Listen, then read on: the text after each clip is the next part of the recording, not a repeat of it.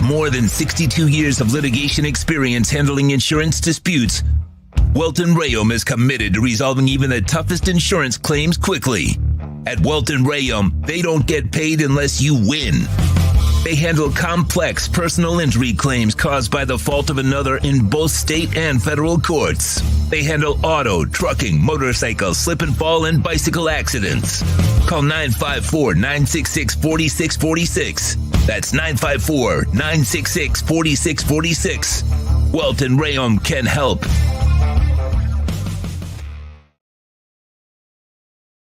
There's no need to drive around South Florida wasting valuable time looking for a new or certified pre-owned Acura. Go to the #1 volume sales dealership in the Southeast United States. Craig Zinn's Acura of Pembroke Pines. Purchase with pace and space in a dealership tailored to your needs. From home buying to providing that personal touch. Contact the 2020 Satisfaction Award winner Craig Zinn's Acura of Pembroke Pines. 888-776-5123. That's 888-776-5123. Or visit them at 15601 Pines Boulevard in Pembroke Pines.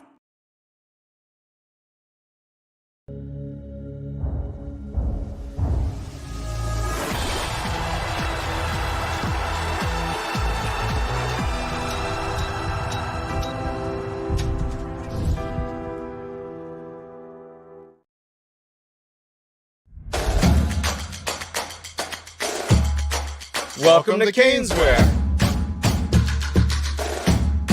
New store, new items, same great experience. Family owned and operated since 2010, Caneswear has the latest merchandise from the Miami Hurricanes, Miami Dolphins, Florida Panthers, Inter Miami CF, and more. Come visit us at our store in Davie on University Drive, just south of 595, or online at caneswear.com. Caneswear, the spot Miami fans shop.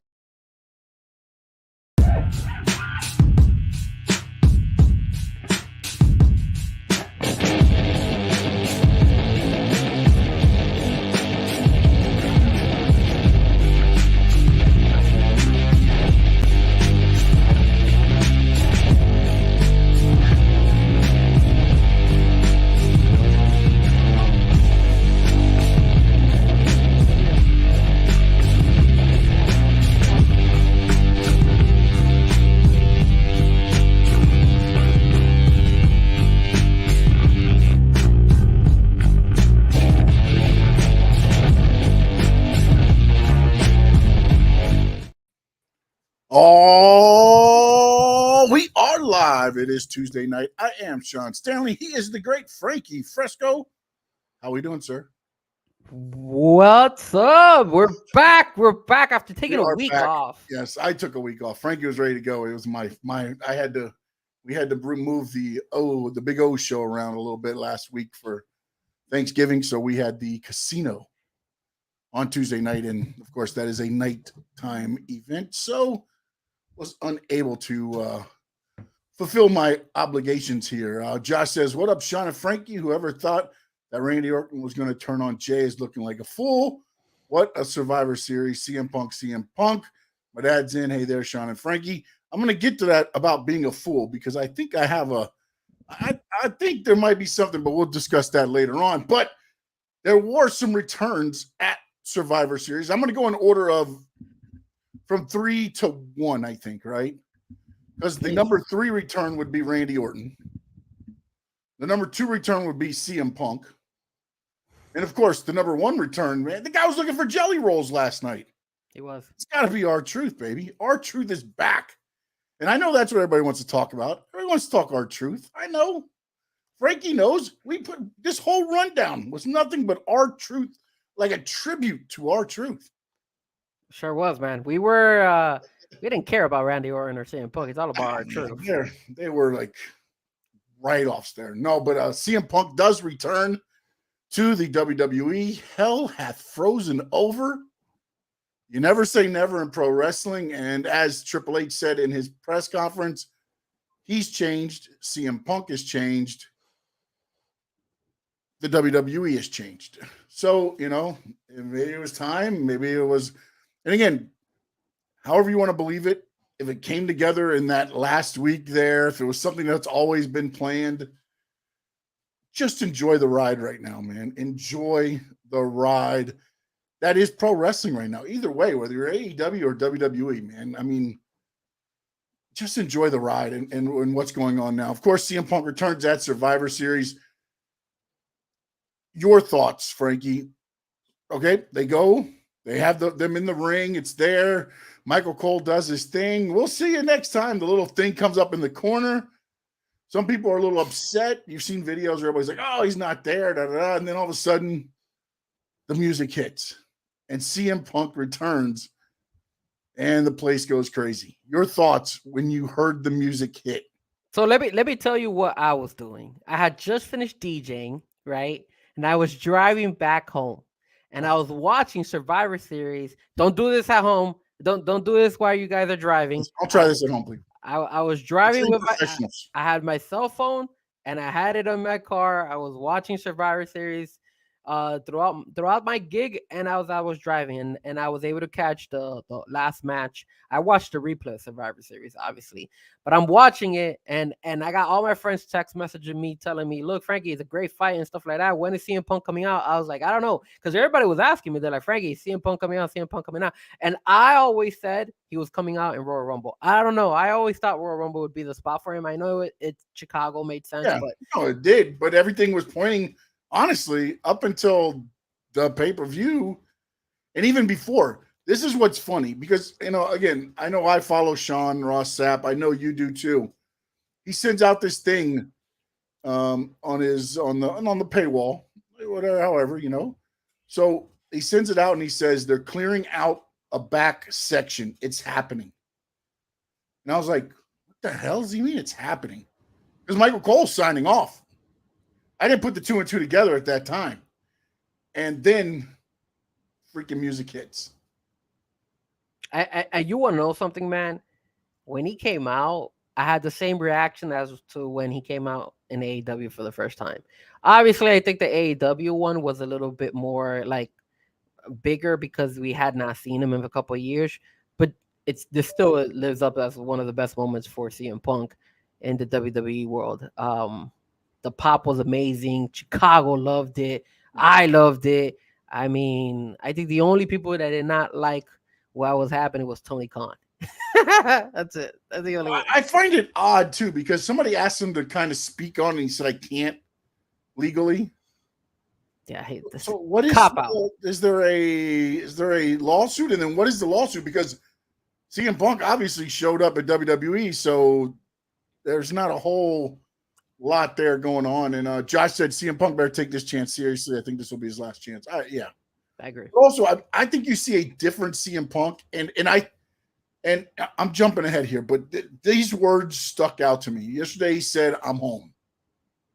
Okay, and I get it. There was a lot of bad blood between him and WWE, but I believe it was more the way Vince McMahon ran WWE to what Punk thought wrestling should be, because Punk's always had his way of how, and he said it too with the Wiseman. He's talking about Paul Heyman.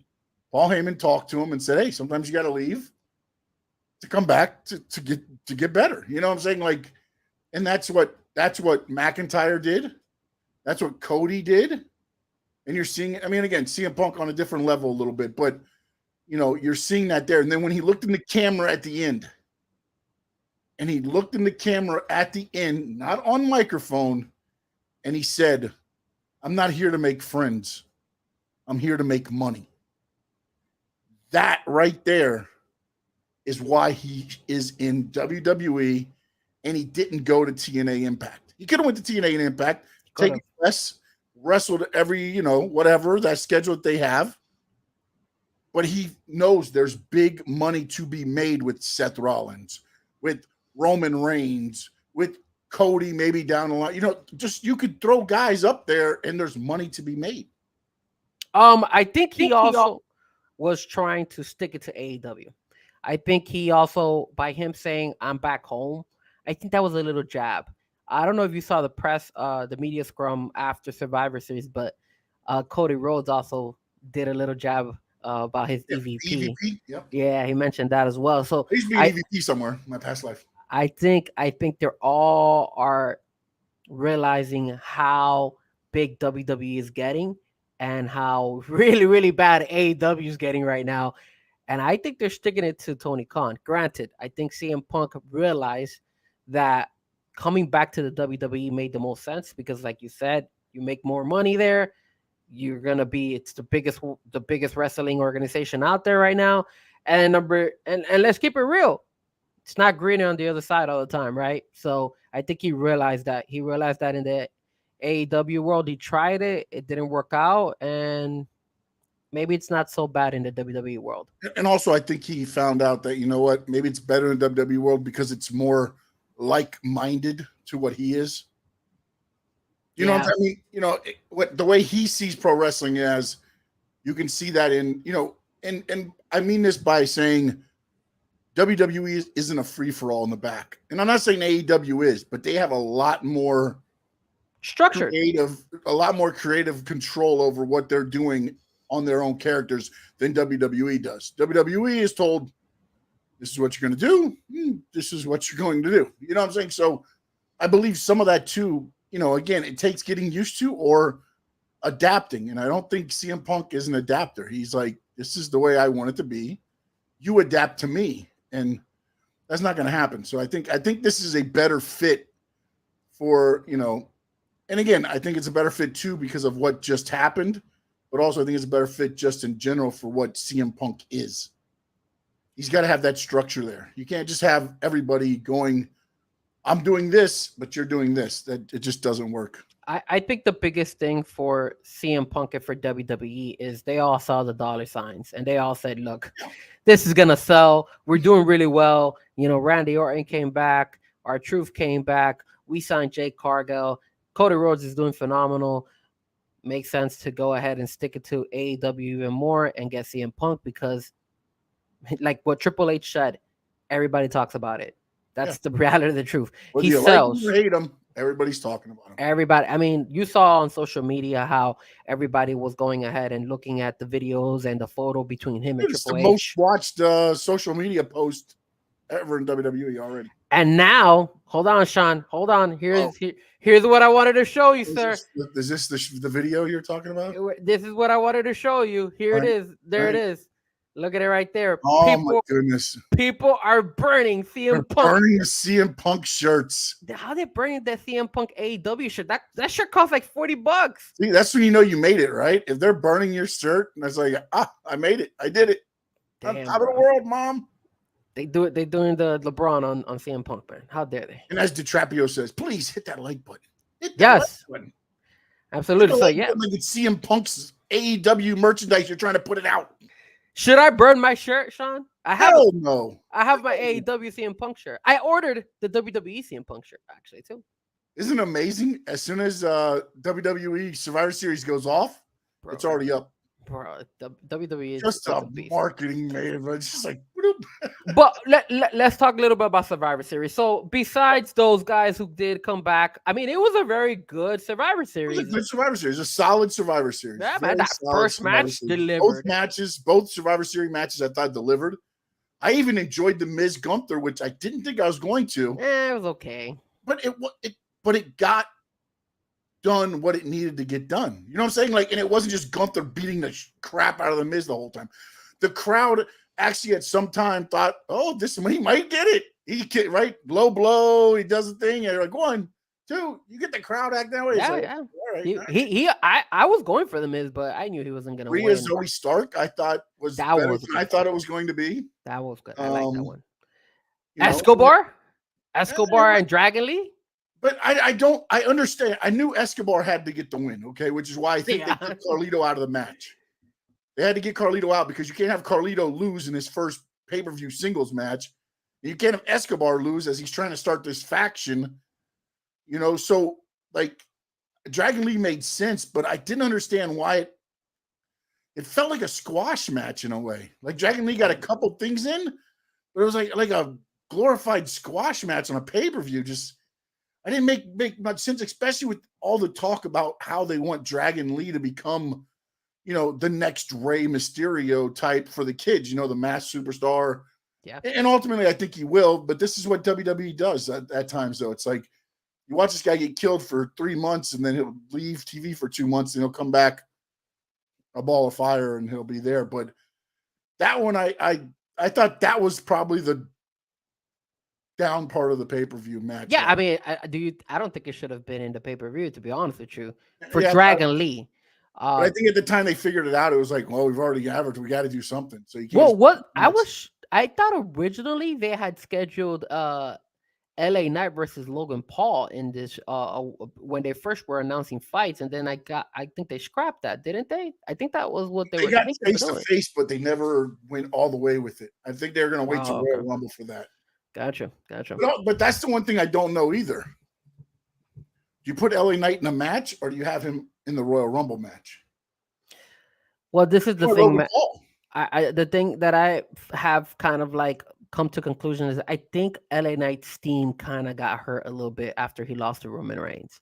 I don't see the people going as hyped and wild. Get the music, I guarantee you to go hype and wild again. Not like that. I mean, the last couple of SmackDown shows, he hasn't been like blase. Like he hasn't been like, yo, he's rah here, rah there. I mean, he's gotten a little bit of pop, but not the same as when he was going against Roman. I think that's what hurt him. I'm telling you, I did not like the fact that he lost to Roman Reigns, but you know, it makes sense now that you got CM Punk. It's not going to be the one to beat Roman Reigns. Man. Oh no, but it isn't Cody. It's not going to be LA Knight. I hate to say it. It's CM Punk, bro.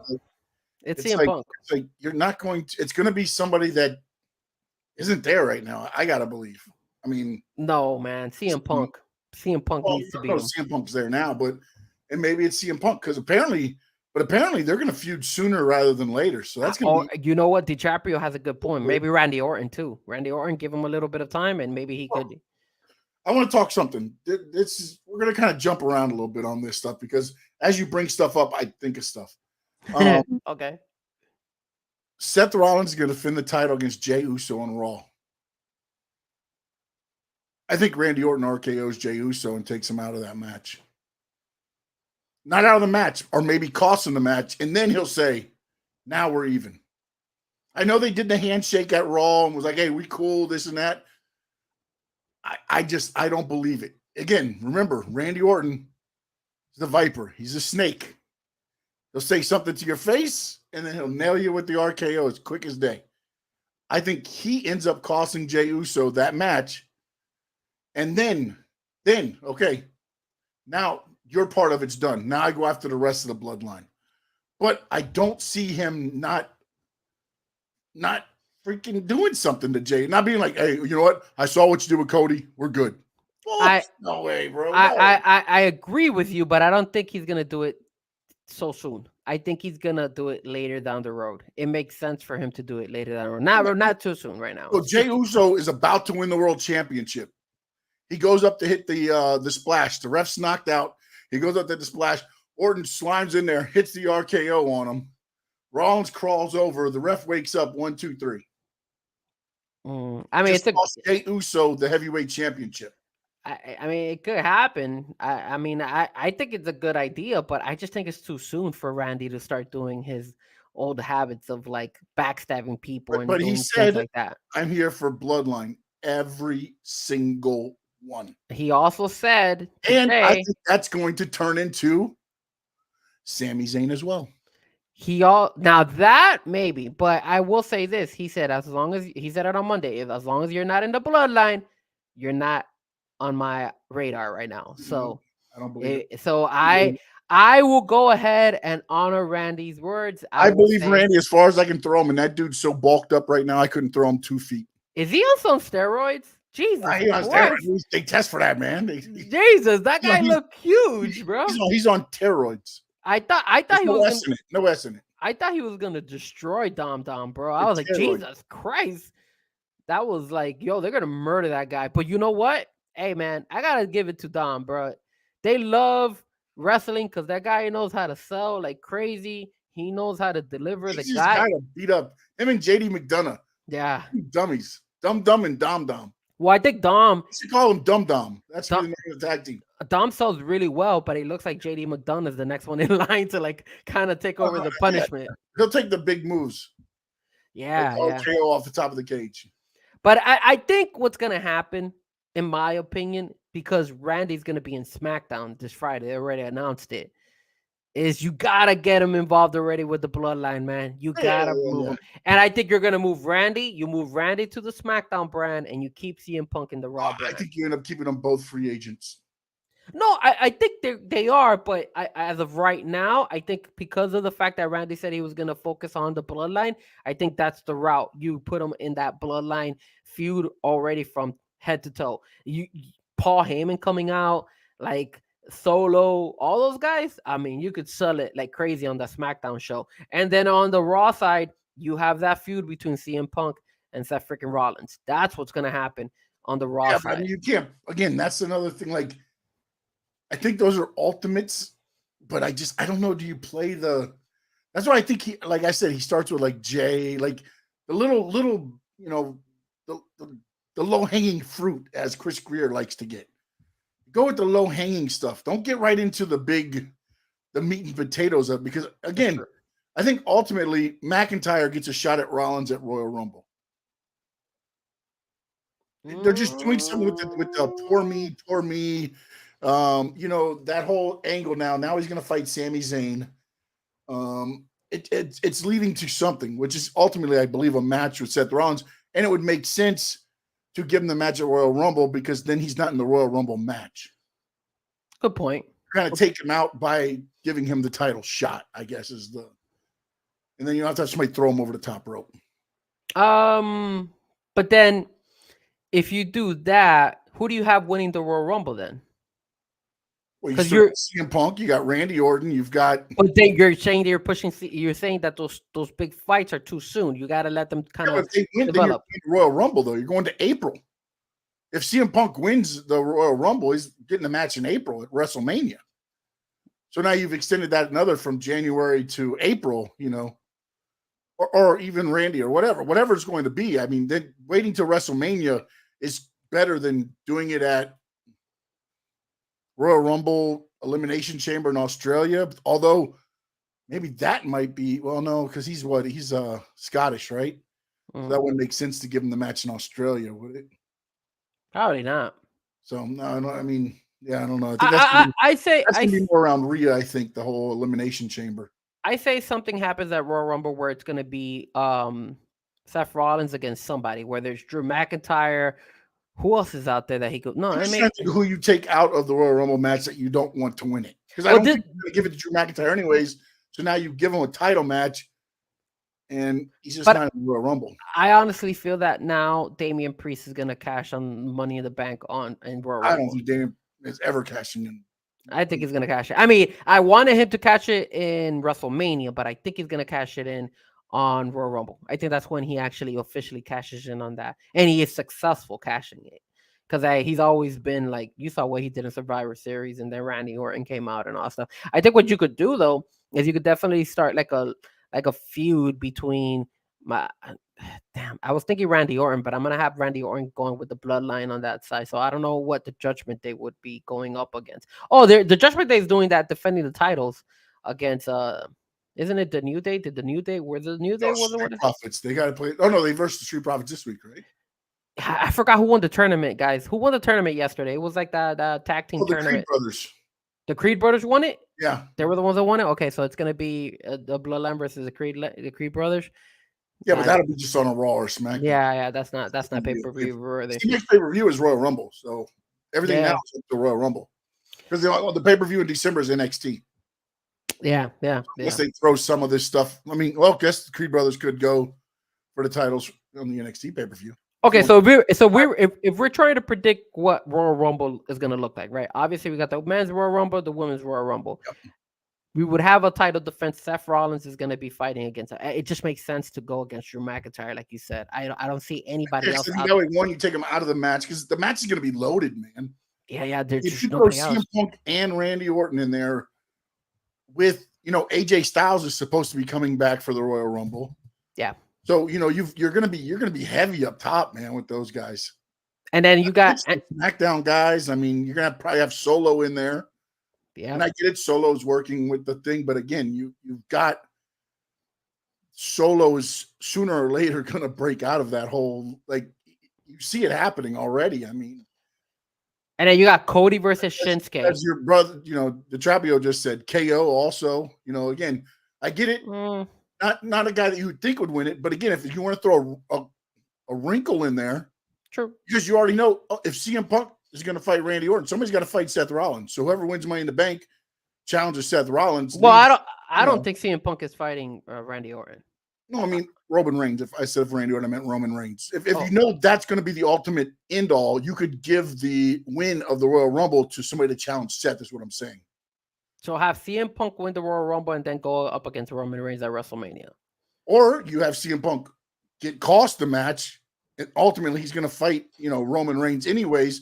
Then whoever wins the Royal Rumble cashes it against Seth. What I'm thinking is that there's just nobody else that you could put on like such a big pay-per-view fight for WrestleMania except CM Punk, to be honest with you, because you can't run Cody against Roman Reigns again. Why couldn't you do Cody against Seth and CM against Roman?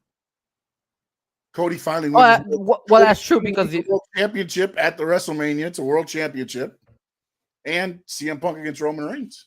Well, that's true because if you win the Royal Rumble, you get to challenge whoever you want to challenge. So you're absolutely right about that. I mean, do you think? Because imagine this: Cody wins it. You think he's going to be like, "I'm going back after Roman." Instead, he says, "I challenge you, Seth." But the thing is, does Seth lose the championship belt to Damian Priest when he cashes it in? That's the thing. And then you could probably have Damian versus here's Cody. Something if you want to do it this way. Cody finally gets his moment. He's injured. Damian cashes in and takes it from Cody. And then Cody chases Damian for the title for a little bit. Nah, I don't think you'll do that. I just don't know. Again, that could be night 1 of WrestleMania. Night 2 is going to be the CM Punk Roman Reigns. If that's where they go to, that will be night 2. I could see them going ahead and saying Damian cashing in the Money in the Bank and then Cody challenging Damian night 1 in WrestleMania. I think that. And then we'll put that as the main event. Damian versus Cody. Night 1. I don't know if I like Damian in that spot, man. I don't think Gunther would win the Gunther's not worried. He was in a podcast and he was like, I'm not even worried about the world titles right now. He's like, sooner or later it'll come to me, but right now he's so focused. He's so focused on the Intercontinental belt. I don't even know who could beat him for that belt. And I think I think Triple H and them have sat him down and said, look, this is our plan for you. Let Roman have his time now, and then he's ultimately going to be built up and get his shot at the title when it's time. But why have? But who's gonna lose? Who is he gonna lose the belt to? Is my question when it comes to Gunther. Like if he has to, honestly, if you want to make him a badass heel, you do what they did with Samoa Joe. But he calls out Triple H and says, "I no longer need this title." He forfeits it. Yeah, like forfeit it, but he hands it over. Not like Samoa Joe and lay it in the ring. Because again, Gunther's always said, I respect pro wrestling. I respect. So I think what he does, he calls out Adam Pearce. Yeah, Adam Pearce is Raw, right? No. Yeah, Adam Pearce is Raw. Mm-hmm. He'll call out Adam Pearce. He'll hand the title to him and be like, I no longer need this. Now I'm going after the World Heavyweight title. Mm. And then they start a tournament for the new Intercontinental Champion. He can't just hand it to anybody, right? Maybe I was thinking he could hand it to one of the guys from Imperium. I mean, ultimately, they could do something to where he fakes, they do an injury angle. Gunther's out. The title must be defended and have one of them lose the title to whoever. And then they lose the title for Gunther. Or you have Imperium. Mad and do that whole thing. You have Imperium. Start beef with Gunther, and eventually that guy from Imperium, I forgot his name, goes against Gunther and beats Gunther for the belt, and then that allows Gunther to move forward as for the heavyweight. Because now you're because he's having issues right now with one of the guys from Imperium. Well, they're both now because they lost a tag team match the other day, so he was yelling at both of them again. Oh, he was. He alternates. Yeah, he started yelling at the bald guy at the beginning, then he switched it to the other guy, and now he's back down to both of them. He's just yelling at everybody. God damn it! Both figure it out. Well, I mean, overall though, I'm not gonna lie, bro. I think WWE has so much possibilities with a lot of matches coming up. CM Punk fighting. I was talking about this when last week. You bring in CM Punk could go against Cody Rhodes. CM Punk could go against Roman Reigns. against Drew McIntyre, against all these guys, and it's just dream matches that you weren't expecting to see. And then you have little matches on TV, like you said. He said he won the first Kofi, like matches that he wants. Like maybe guys that not a pay-per-view, but hey, Kofi against him, bam, you knock that out. I'd love to see Cedric Alexander against CM Punk. I would love to see that, man. Ciampa. Yeah, I'd love to see some of those guys against there. Maybe Bronson Reed. Yeah, I mean, ultimately, it's probably going to happen, man. But right now, Bronson Ivar, I like what they're doing with those two guys. Yeah. It's just having them just fight, man. Meat. Love it. Just like what they should do, Keith Lee and them. Yeah. And then what do you think about R-Truth? Is he going to eventually fight again? Or is he just here for the gimmicks again? Too, man. I love him, dude. He's the greatest, dude. When he went Judgment Day walked, he's like, "What are you doing in our clubhouse?" He's like, "I got the jelly rolls." That's the great thing ever, brother. Yeah, I think the best part about R-Truth is that I can't see him or picture him without the hardcore belt. So I hope they bring it back. Yeah, the 24/7 title. Oh, yeah, the 24/7. There you go. The 24/7. Intercontinental I-75, I-95 Taco Bell 7-Eleven champion. Yeah, and Tajawa, bro. Chad said Punk against LA Knight. Like, I mean, that's a good one too. You got guys that can go there, man. That's the thing. There's a bunch of matchups that can be pay-per-view and a bunch that you can just see and watch on like SmackDown or Raw. There's so many things that I could guarantee that they're gonna give him Dom. They give Dom everybody, bro. All the thing, right? What happened? Did you see the picture? What picture? Of him, like when he was doing the straight edge a long time ago, he was feuding with Rey Mysterio. Oh yeah. And Rey Mysterio had Dom in the ring with them. Yeah. And they're like, "God, this is the greatest storytelling ever by WWE. This story's like 20 years old." They're running a big Dom against CM Punk. Now let me ask you this: what are the chances that they bring John Cena for WrestleMania, then put CM Punk versus John Cena? Woo, that would be good again. Here's the thing, though. I don't know that Cena's gonna again. It's all now up to scheduling now because the strike's over. So all that's going to be dependent on where their schedules allow them to do now. So I won't say no, but I don't know where their schedule is. That's the thing. Maybe not this WrestleMania, but the next one. They'll probably do something. He signed a 3-year deal, supposedly. You gotta give CM Punk versus Cena to the fans. So you read it? I was trying to look for it. They gave him a 3-year deal? Yeah, 3-year deal. Did they say how much? No. How many years did he got with AEW? It may be I think he had a 3-year deal too. I think he had a 3-year. Oh. Good for him, bro. Maybe what WWE did was said, "Hey, look, we're going to pay you 1 year. Everything goes good, then we'll keep going with the pay or whatever." I guarantee you they put all their eggs in one basket with him. Yeah. John Cena versus Logan Paul? Nah. Can't put John Cena's like on a downhill right now because I thought they dropped the ball letting Solo beat him. I didn't think that was a good fight for John Cena. Well, but I think Cena called that. I think Cena called the audible because he knew the strike was going to be over and he wasn't going to be there anymore. Yeah, but I think Solo should have. Okay, Solo, just knock me, get me out.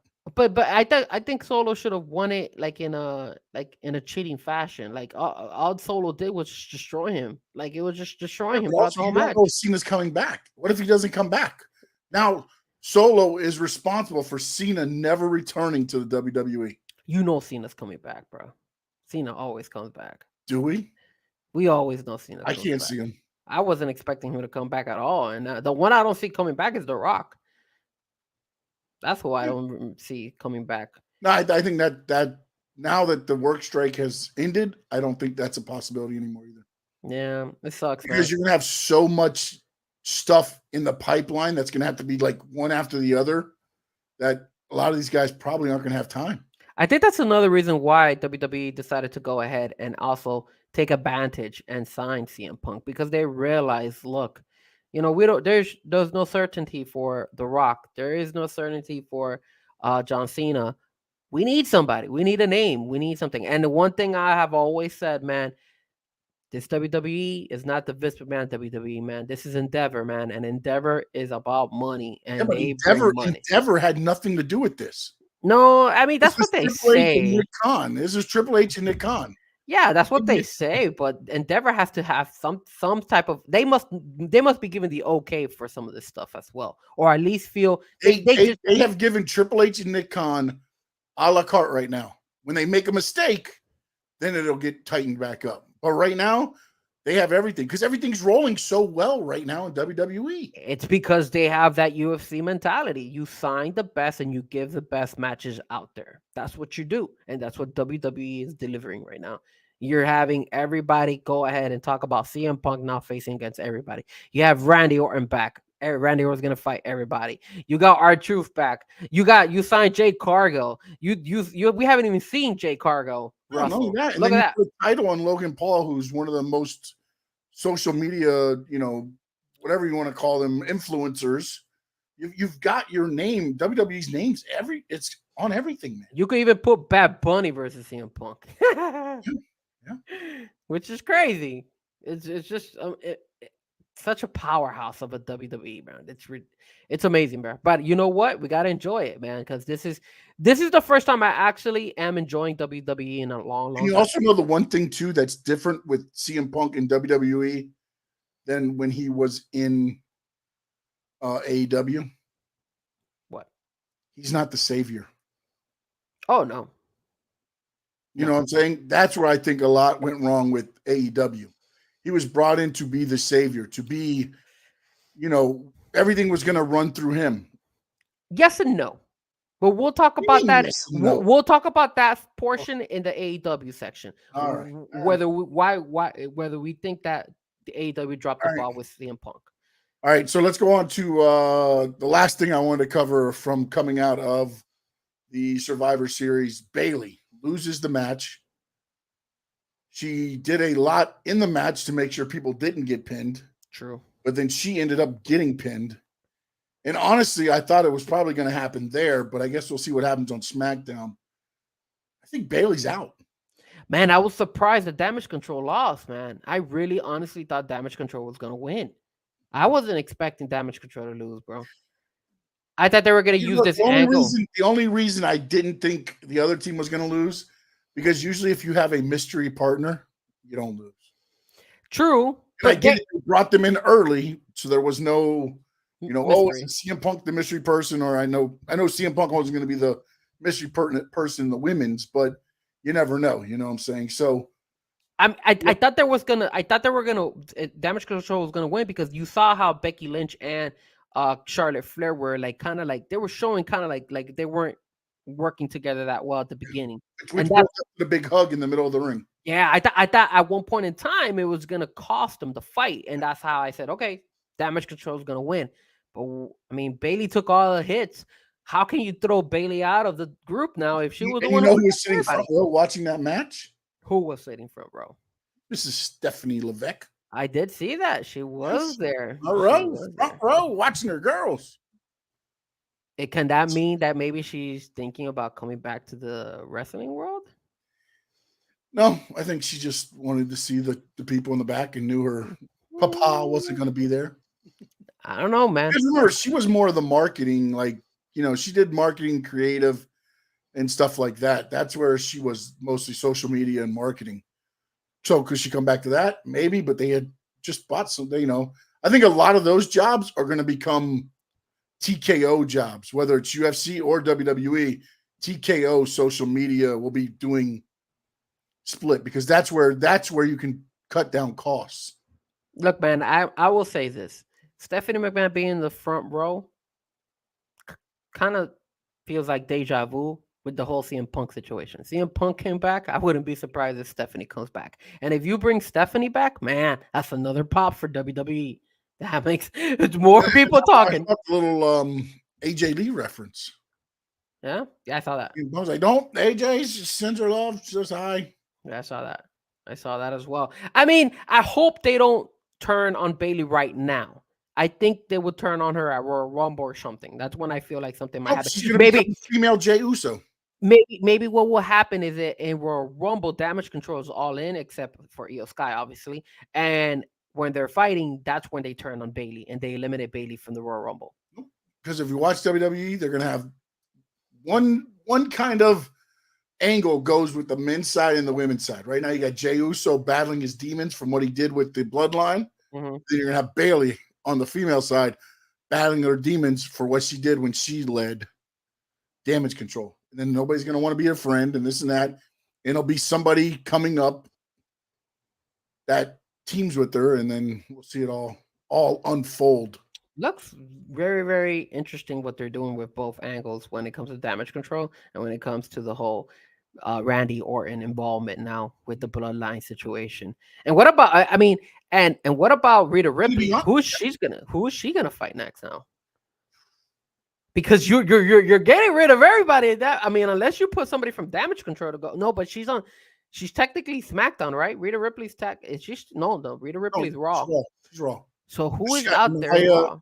Nia, Zoe, Raquel, the same people. You give her you gotta give her somebody from Damage Control then. Yeah, but then we go back to Asuka again. Well, have we seen Rita versus Asuka? Asuka would be the only one. I don't think we've seen Asuka and Rhea. I don't remember seeing them go at it. Yeah, because Asuka was mostly SmackDown. Yeah, I don't think we've seen that before. Maybe. So maybe you do it that way. I don't know. I think Rita, and then like who do you have dealing with the tag team belts when it comes to Damian Priest and Finn Balor? Like who's going to challenge that? Because are you going to defend that at Royal Rumble? Like that's another thing. Because I feel like they kind of put those championship belts kind of down. Those tag team belts, they kind of like. Problem is they put them on. I mean, I get it. Judgment Day's a team, but they're not a tag team. Yeah, no. Like that's the one thing where I think it all kind of fell apart was when they had to have the end. And the Usos had to beat Sammy and Kevin had to beat the Usos to finish off that part of the chapter of the bloodline. I think that's where it fell apart. That's where the belts fell apart because since then, it's just been kind of like, oh, you got to figure out who to put them on. Okay, so do you think the tag team belts are actually now becoming like the old school Intercontinental belt and the USA belt when they didn't mean anything? Is it getting to that point? I think what they need to do is break the belts back apart again and make them defended every week on TV. You'll have a tag team championship match every week on TV. Like you used to have the TV title that was defended you got a tag team match on Raw and SmackDown. You have plenty of tag teams. And if you want to make some up every once in a while, so be it. But you have so many tag teams now that like they just did the Turmoil match for a shot at the one, and that didn't even count the tag teams that you have on SmackDown. That's true because you could have all this stuff that you could just split the belts and allow New Day to become. What I'm just saying, put titles on New Day, have them, run the titles with Street Profits, and that they can turn the tag team title around, whatever you want to do with it, and then at least you make it mean something. It just doesn't. To me, it's like, okay, you have a tag team turmoil match for what? To find out who's going to lose the Judgment Day? Because I don't feel like you're putting the Creed brothers as the undisputed tag team titles. Too early. I get you're giving them a push, but you're not giving them that much of a push. Yeah. I think they should have put more push on Otis and Chad when they were together. But I mean, I even like Kajawa now with him. So I love to me. That's why I love R-Truth, man. He's entertaining, bro. Like, I love that little entertaining aspect. I get it. Some hardcore fans that just love the wrestling and the in-ring action, it's not for you. I understand that. But, man, I love, especially when he was doing the whole thing when, what was it? It was a Royal Rumble, right? He came out and he was like, I'm going to throw you over the top rope, Paul Heyman. Yeah. Paul That was so good. I'm not in the day. You got to throw Brock Lesnar. He's like, I'm undeclaring for the Royal Rumble. And then he left, it's like those things. And then when he did Kane, he came out. It was a ladder match, and he's talking about all this stuff he's going to do and everything. And Kane's like, "You're not even in the match." He's like, "My fault. I thought I was in the match. I'm sorry." And we just those little things, just at least it breaks it up a little bit. You know what I'm saying? And they do it so well, and he does it so well. He does it just to try to get the guys to break. Really, that's what he does. Try to get them to laugh, and it works sometimes. And it's just, you're right. they could give the belts to somebody in Raw, and then you could give the belts in Pretty Deadly, because I think Pretty Deadly already deserves those belts. That's over a hell of a team down there, and then again, that title can change hands every 2 or 3 weeks or whatever, and what do you lose from it? Because all the tag teams are about even. I mean, until you find a team like if AOP actually supposedly they're signed, but they haven't come back yet. Now, if that tag team comes in, they're kind of like your Road Warriors. Yeah. I mean, that's one of the things that, Well, we're only going to find out soon enough, but I will say this. I just looked it up online. CM Punk already has the highest merch sales. Oh, yeah. Already in WWE. Easily. Just his announcement on Raw was already over 1 million or something. It was over 1 million views before it was. It's crazy, man. And you want to know what's the number one merch show in AEW? CM Punk. That's so crazy, bro. Because you get discounted stuff now. And you just, boop, there you go. Hey. If you're smart, you do that and then cross out the AEW marker. Is that a reason why maybe that guy was burning the shirt because he could get another shirt cheap? That's probably why. Maybe. But Makes sense. I'm excited to see what the WWE world has in store for all of us, because right now, I'm telling you, man, it's the first time in a very long time that I'm actually Let me excited. ask you something right here, okay? Because everybody's mad because they're like, oh, they only gave him 5 minutes to talk. Do you know what happened? Who, CM Punk? They gave him like 10 minutes. No, it's 5. He had 6.5 minutes to talk total. They had cut his promo time. He's supposed to have 10. He got 6.5. Do you know why? Why did they cut his promo? Randy Orton and Dom went over. Ooh. They were the match right before him. Yeah, they were. They couldn't adjust anything because so he had to go. It is what it is. Yeah, it's a playtime there, huh? Orton's like, oh, you want to upstage me? All right, I'll take 3 minutes off your promo. Well, that is true because he did upstage him in Survivor Series, and now look, and that's the beauty, man. Like what you said, CM Punk is not the only superstar in the WWE world. He is only a piece. He's not the whole enchilada. So you could live with CM Punk and you could live without him. Now, did you see Punk and Orton are not close, but they're okay. That's who Punk was waving to in the ring when I saw that. Yes, when you'll see that what's his name's going crazy on the bottom, but he's waving to Orton and Orton's waving back to him. And I don't know. And then Rollins was in business for himself. Rollins is in straight business for himself because he understands that's money. He understands these dollar signs, man. Didn't you also see the part where CM Punk went like this and he did the Randy Orton as well? Yeah. He was doing it. So I mean, they know. Rhea flicked them off. Yeah, because she was like, "Oh, we had to lose our time for this because they rushed." Drew McIntyre left. Yeah. Do you know why he left upset? I believe the cameraman said, "Go, go, go." Yeah, and he was trying to sell like he was upset, but then the cameraman's like, "Get out! They're going to start his music." Yep, and then everything like so. And then everybody was saying that he was like flipping out in the back in the locker room. He did that as part of the thing, I think, just to keep the thing going. Because again, there's people that are going to talk now, so there's stories that get out. So why not? If you're going to make this, work and you want to sell it like this, that's you got to do, man. And I think do it. I think with that being said, I think that's a perfect segment or segue to our top 5, no debating list, the best top 5 storylines of all time. What do you think about that, Sean? See, that's a perfect way to transition. It is a perfect segue. I just don't know where to go, man. Oh, there's so many, and on the chat, you're probably gonna. I forgot probably more than I even can remember, but I did put a couple of my favorites on there, and then a couple that are actually like my 2 favorite are opposite of what I think like the best 2 in wrestling were ever were. Okay, so guys, go ahead, put your favorite storylines of all time in the chat. Let us know what you guys think is probably your top storyline. Me and Sean are gonna go ahead and do our top 5. I think my list will be pretty good. I don't think it's that bad. I think my list mine's I think I could hold. So What are we gonna do, Sean? Are we starting with you? Are we starting with me? How are we doing this? However you want to do it, Mr. Frezko. All right, so let's do this. Let's start with we'll start with myself. Why not? Let me get at least maybe just the upper hand for a split second.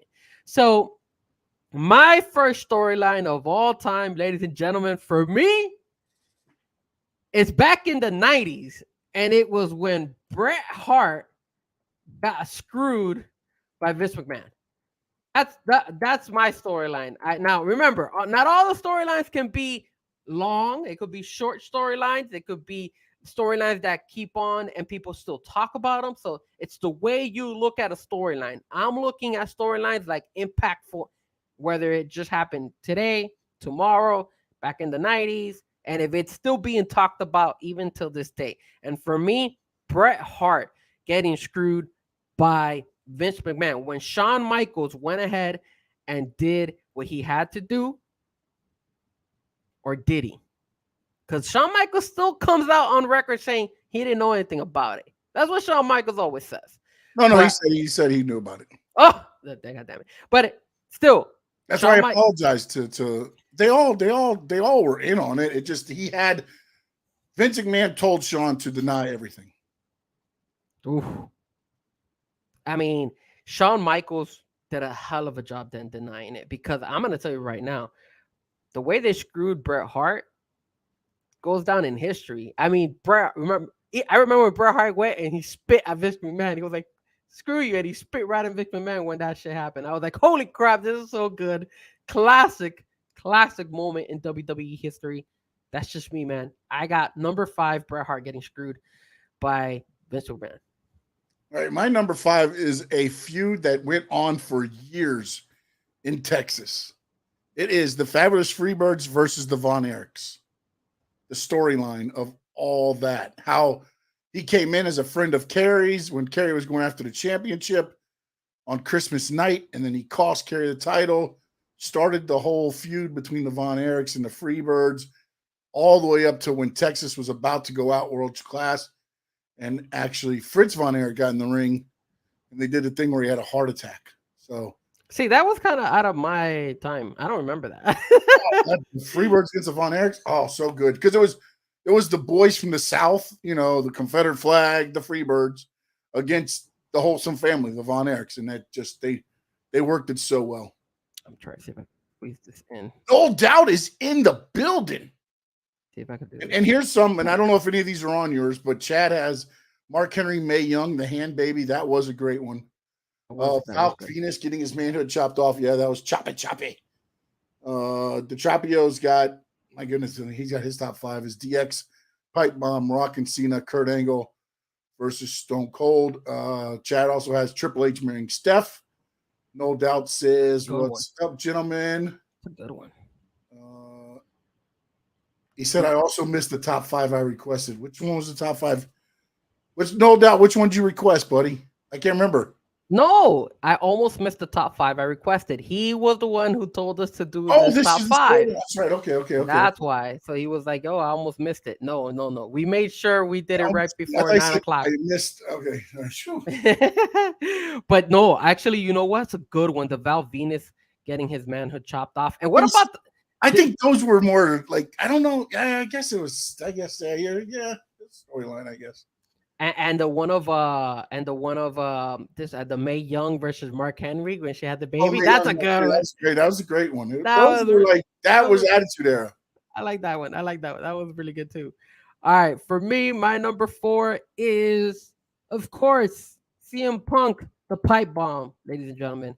And why the pipe bomb? Because it was the first time ever that we saw something that extreme from WWE, from a wrestler being so frustrated in the WWE world. And of course, him taking shots at John Cena that until this day, we just spoke about it maybe like 5-10 minutes ago. You could still put John Cena versus CM Punk, and we still would love to see that in WrestleMania or in any of the big pay-per-views. So, pipe bomb, CM Punk, gotcha. Number 4.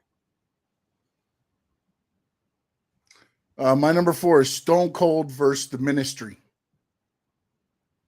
That was the one where they hung Stone Cold on the sign, and it was to find out who the The one, and then Vince McMahon ends up, it was me, Stone Cold, it was me all along. They had kidnapped Stephanie, kidnapped his own daughter. And that was with The Undertaker. It was APA. It was Midian. It was, I forgot who all was in the ministry at that time. Yeah. But that was one of my favorite ones. Nice. That one was one of the interesting ones. My number 3 is I put this one because it's just been going for so long. I think it makes sense. The Bloodline, man. I have to put the Bloodline up there, and I didn't put it because it's not done yet, so I didn't put it in there. I did the Bloodline because, hey, man, at the end of the day, I mean, it's still going, it's still keeping on. I think they've done a very, very good job. I think incorporating Zammy in there was a very good job.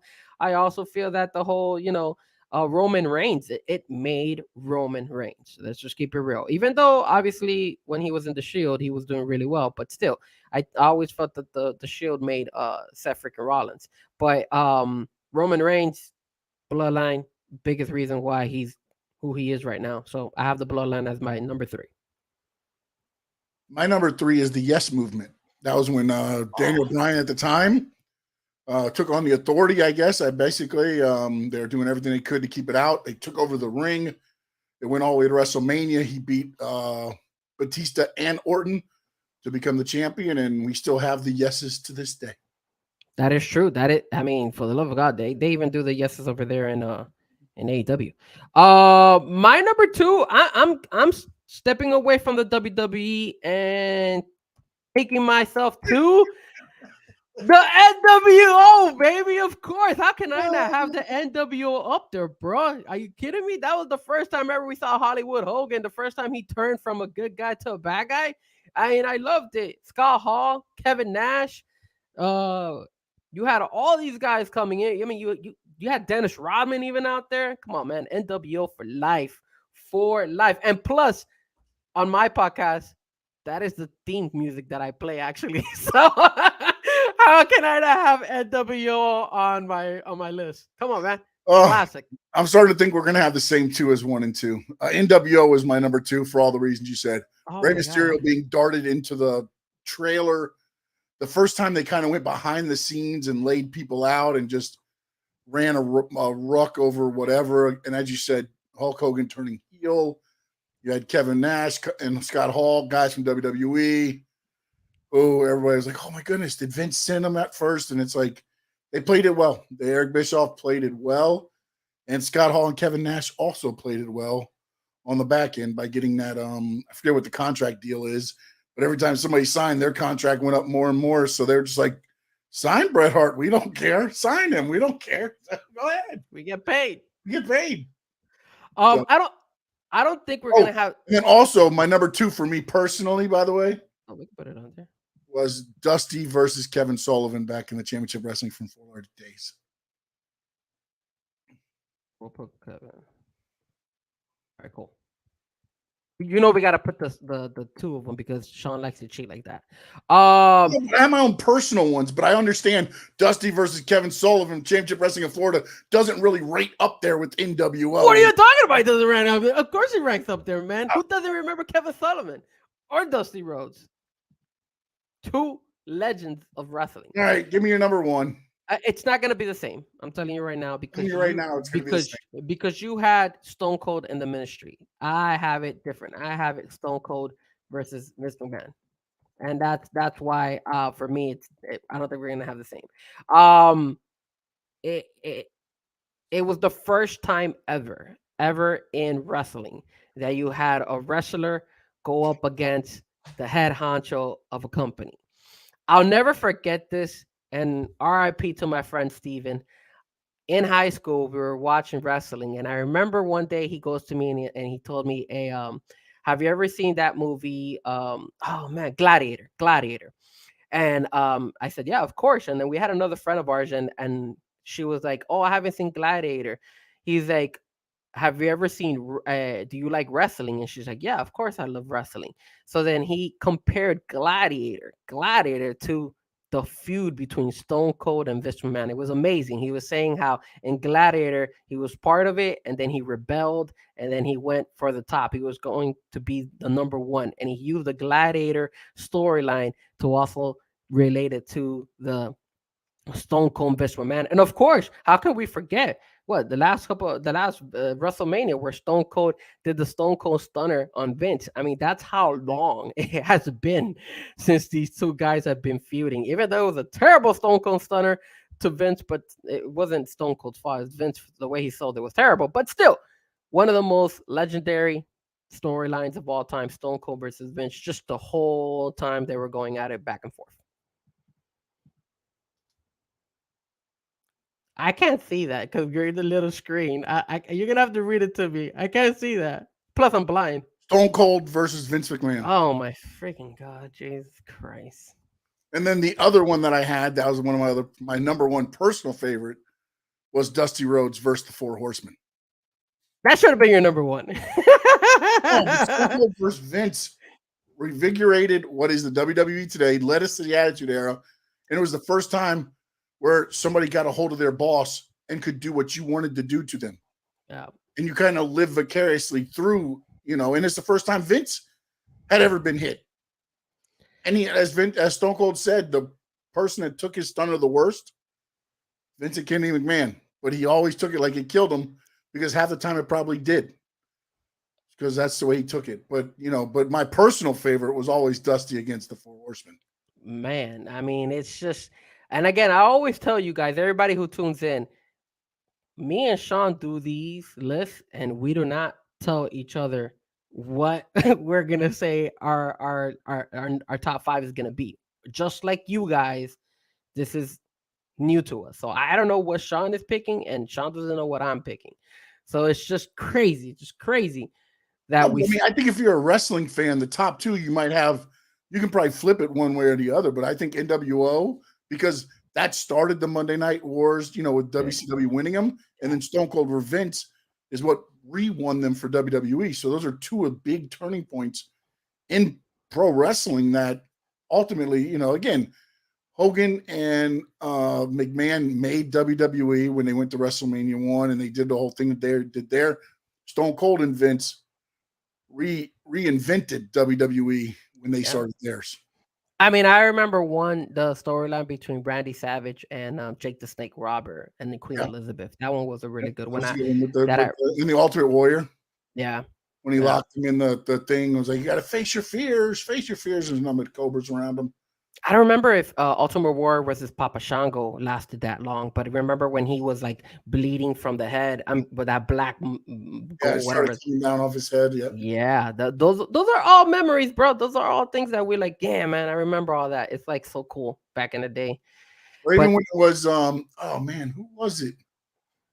Brother Love. Who was it? Maybe it was Jake Roberts. And they locked the Undertaker's hand in the coffin, and the Undertaker's dragging the coffin, chasing somebody. I don't remember. Maybe it was Jake Roberts at that time. I think it was Jake Roberts. It might have been Jake when Jake was fighting with the Undertaker. Because then the Undertaker went to WrestleMania and tombstone Jake on the outside, and that was the last match Jake had in WWE. Bro, it's so many great storylines out there of all time. But definitely, guys, that was or is our top 5 storylines. Thank you once again, no doubt, for the recommendation. We definitely dedicate that one to you because you were the one that brought that top 5 suggestion for us. So thank you once again. And if anybody has any more, throw them up there. Yeah, absolutely. Mankind versus The Undertaker was a good one. Oh, yeah, it was. Yeah, the boiler brawl. The Four Horsemen story. That one's a good one as well. The Shield. You can't forget about the Shield. The Shield was a good one too. You know which one was kind of one of the worst ones I wasn't a big fan of? Maybe we could do that. Maybe one the worst storylines of all time now. We could do that one next. What do you mean worst storylines? Because I don't know that. Well, you want to know which one was bad for me? The one that Mustafa Ali was the head guy. What was the name of that group? Retribution. Oh my God, that thing was terrible. Well, because they killed it off too quick. I thought it was going to be okay. That thing sucked, man. Retribution was terrible, man. That was such a lousy gimmick. And the sex male models or whatever you call those, that one was terrible too. Sex male models. Well, the male models of with the girl who's in right now with Maximum male models. That's Maximum male models. That's crap. The LA Knight. No, man. I'm LA Knight would not have existed if they kept with that crap. Jesus Christ, that thing was terrible, man. I hated that crap. What do you mean? Those guys were good. It's entertainment. It's not entertainment. It was terrible. I will never forget. We went to a Sunday Stunner and I saw that crap and I was like, why are they showing this in Sunday Stunner? That's so much better quality out there instead of this crap. Glad they got rid of it, man. But that's why they got rid of it, because it sucked. Nobody cared about it, to be honest with you. And those guys are free agents now, right? I think the other two guys are free agents, if I'm not mistaken. But now let's talk to the lonely, and I gotta take him out. Sorry, guys, I gotta take him out because he's not part of it, and he's not gonna. It says on there now, bro. I mean, I think we're gonna lose like everybody on the chat. We're gonna lose all the viewers, everything, because right now it's just we suck, bro. We suck, and we have to just cherish it. Right? Cherish it. Just the thing is, it's not that you suck. It's just, bro, like we suck. Like, no, it's not. You're a solid number 2. A solid number 2. We don't want to be a solid number 2. We've been trending in the wrong direction all this time. Not only that, but then we dropped the ball by allowing CM Punk to leave, and then he signs to our biggest rival. He didn't have a choice on whether he had to leave. He had to leave. He did not have to. I think he forced his way out of AEW is what he did. He did not force his way out of AEW. The goddamn Jack Perry, man. Where is that loser? Act like that and get away with it, man. I hate that Jack Perry. I just don't like that Jack Perry guy.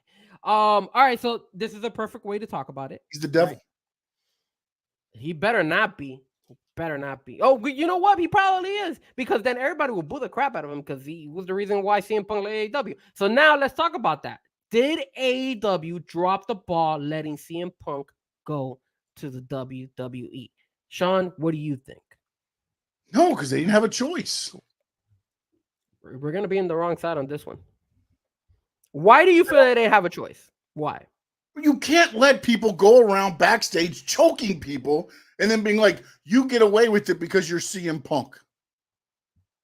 You can't, bro. It's like a job. You go to a job and somebody chokes somebody, you're going to come back and be like, oh, okay. Oh, no, but don't mess with him, though. That's CM Punk. He can do whatever he wants to you, and he's going to get away with it. You want my opinion? Go ahead, because it's going to be wrong. Go ahead. AEW dropped the ball on that one, big time. Oh my god! And the reason they dropped the ball is because they should have fired Jack Perry, sorry ass, and they should have just suspended. They should have just suspended. Wait. Okay, suspended CM Punk because he choked them. So yes, you're absolutely right. But you fire Jack Perry, or you know what? If you don't want to fire Jack Perry, that's fine. You keep him on Ring of Honor. You dump him to Ring of Honor where nobody watches it anymore. I mean, for the love of God, explain to me, and I don't want to go. I know I'm going off topic. Why in the world is Ronda Rousey in Ring of Honor? Why is she not in AEW? Like, why are you putting her in Ring of Honor? That just makes no damn sense. That's why AEW. That's why AEW. She didn't appear on live AEW TV. She would not appear on live AEW TV. That's why AEW is barely number 2, because you, Tony Khan, need to go ahead and grow some balls and make it happen. You sell that shit to her and you tell her, hey, look, man, you're going to be the biggest star. You're going to do this. You're going to do that. And you bring her over to the AEW world, man. You don't put her in Ring of Honor. Get out of here, dude. What is that, bro? Like, I'm so mad with that. Anyways, going back to the CM Punk section here. Can we go back to one more thing real quick? Wait, hold on. Who is this? No P for me, R. Kelly. Wow, great name. That's funny. Where do you want to go? Where do you want to go? Talk to me. You upset because I said fire Jack Perry? Jack Perry and all that, man. Come on, dude. Really? Fire his ass, bro. He started that crap. You fired him. You fired CM Punk. Just because the guy yells and says, "Oh, real glass that really hurts," or whatever he said, When now words hurt now? You got to go choke a guy because all right, just what you do. Some words to you. You suspend both of them, and then after a time frame, you let Jack Perry go. There you go. And nobody will care because he's Jack Perry. Nobody cares about him. Nobody cares about him. Nobody likes him. His stupid song, his ring attire, he was better show when he was Jungle Boy. I preferred when he was Jungle Boy. At least he had a little bit more respect when he was a Jungle Boy. Now he just sucks. He's terrible. That's why he hasn't been back. And I hope he isn't the devil, because if he is the devil, man, you're losing more and more fans, because I might not even tune in anymore to AEW. But the other thing we wanted to also say was that Bryan Danielson was part of the committee that made the decision to get rid of CM Punk. So let me say something right here. I mean, I'm not gonna lie to you. Kudos to Bryan Danielson for making that tough decision, because he did say it wasn't easy and he had to inform the rest of the roster. But what the hell are you doing, Bryan Danielson? You are not looking out for AEW. He's a man with principles. That's what he is. A man with principles. Get out of here. You're not going to choke a coworker, bro. Like, I'll go back to that every time. What's wrong with choking a bitch? Exactly. That's you can tell who works with them. Works by themselves, right? But no, man. Come on, man. Like, come, dude. When did Bryan Danielson have the last say on this stuff? There was a committee. It was Bryan Danielson, the Young Bucks, Kenny Omega. Oh, look who it is. Look who's in the committee. I mean, it's a good committee. I like it. Everybody who hates CM Punk is in the committee. Get out of here, dude. Like, and I'm making up the last three, by the way. The only one that's been said so far has been Bryan Danielson. For some reason, this gets brought out today for some reason. But you want to know something? I wouldn't be surprised if those other guys are in the damn committee, because. But I'll tell you this right now. If I'm Bryan Danielson, I go to Tony Khan. I'm like, who leaked it? What for? Because I see you going like this. So why should that matter? Why is Bryan Danielson the only one named in this? It was a committee headed by Bryan Danielson. Because Bryan Danielson and CM Punk are pretty close. Apparently not. Yeah, they are. Dude, he had to do what was right for principle-wise, man. Dude, come on, man. You have to do right what was principle. You cannot tell me. Suspend the guy, man, and you let him stay in AEW. You suspend him for a year and you bring him back. That's it, bro. So then he'd go to the next person that's going to make him mad and start a fight with them? He was forcing their hand. He was brought back to Collision under the premise that this doesn't happen anymore. He was not forcing their hand. Okay. Jack Perry forced CM Punk to choke his ass out, and that's what CM Punk had to do. Choke him out. As a matter of fact, if AEW was smart, I would have gotten a camera back there and recorded that crap and then showed it to the public. And then you could start a beef between Jack Perry and CM Punk. I would have done that. I don't care. I just don't think CM Punk leaving AEW was the right decision. You had so much controversy going on. You had so many possibilities to do such great storylines with Kenny Omega, with the Young Bucks, with Adam Page all over again. Dude, if AEW's number 2, it's because they themselves put themselves in that predicament. And watch out, man. TNA might jump over them. That's my prediction.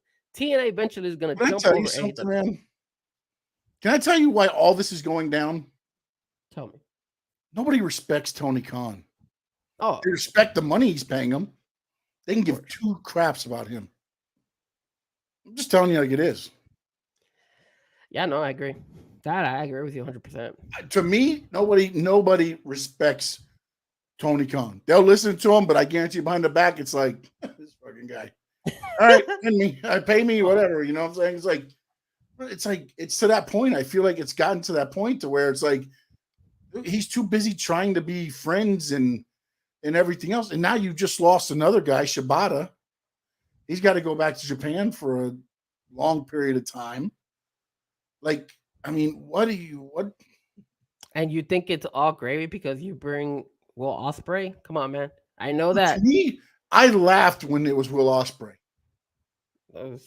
I laughed because it's like, he's been on your last 3 pay-per-views. This is your big signing? It's a joke, man. The guy that you've had on your pay-per-views that you weren't. it didn't make a lot of sense to me. I mean, Will Ospreay's a hell of a talent. Don't get me wrong. It just felt odd that our best signing to date, and it's like, it's the guy that's wrestled for you the last 3 pay-per-views. It's terrible, man. It's terrible booking. It's terrible storylines. It's terrible business decisions. Everything is terrible at AEW. As a matter of fact, I don't even want this. I'm gonna take this away, man. Screw this crap. We're gonna go with nothing because that's what they deserve. They deserve nothing. No credit whatsoever. That's how disgusted I am with AEW right now. And I don't think TNA will overtake them yet, just because they don't sell enough. Yet. Wait until TNA gets. If TNA is able to some way somehow get like a big TV company to showcase their shows. Yeah, no. I mean, if they can get something like that, that'd be, you might be able to do something. And now, with that being said, let's talk. And also, did you hear what Bubba said about Ronda being on Ring of Honor?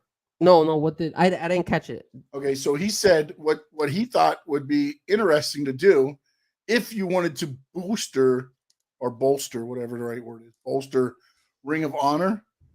You have Ronda Rousey wrestle, and then Tony Khan come out and present her with an AEW contract, and she says, "No, I'm not signing an AEW contract, but I will sign a Ring of Honor contract."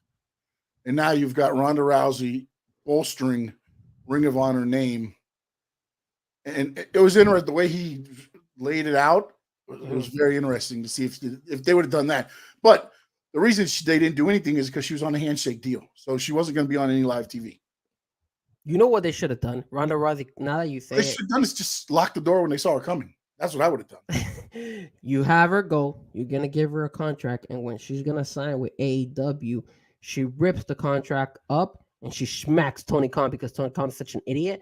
And she walks out. I love it. And now she's part of AEW. And snaps his arm, his right arm and his left arm. She puts him in an arm bar. Not checks anymore. Puts him in an arm bar. Puts him in an arm bar. No doubt. Stop it. Don't do it. Wait, Don't give Frankie the idea. Wait, what? What is he saying? Oh, let's highlight it. Carter to AEW, that would sell.